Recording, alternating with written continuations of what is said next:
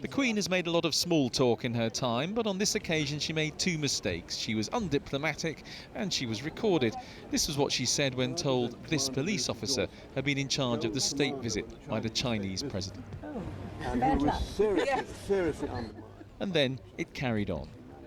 Yes, I was the Gold Commander, so I'm not sure whether you knew, but it was quite a testing time for me. I did. It was, I think, at the point that they walked out of Lancaster House and told me that the trip was off. Yes. I felt... They were very rude to the ambassador. The Chinese don't like this kind of thing. It was taken off air when reported in China. What happened to the so-called golden era of Sino-British relations? In public, though, they've been keen to play it down. The official spokesman said President Xi's visit to the UK had been very successful, and this is a golden era of relations. Royal salute!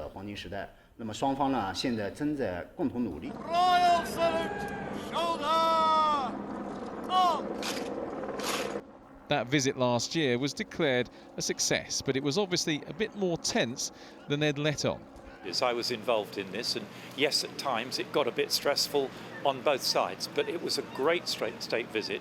Everybody agrees, hugely successful, and our relationship with China is very strong and has been greatly strengthened by the success of that visit. But whatever the head of state can do, her prime minister can do as well. This was David Cameron yesterday.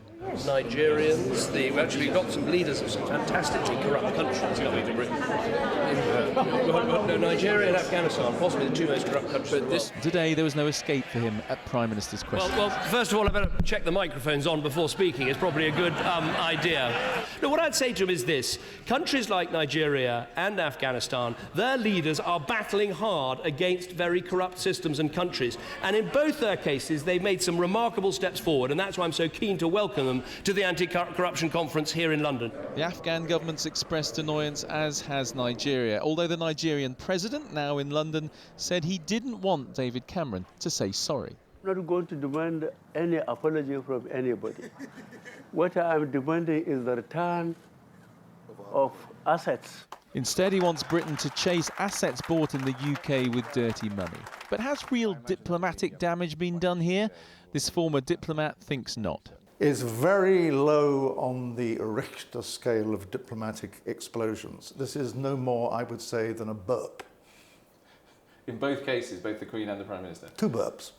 Yes, I was the Gold Commander. So a storm in a I'm not sure garden whether you party knew, but it was teacup? quite a Presumably testing Her time for me. Majesty and Her Majesty's It was, government I hope so. think at the point that they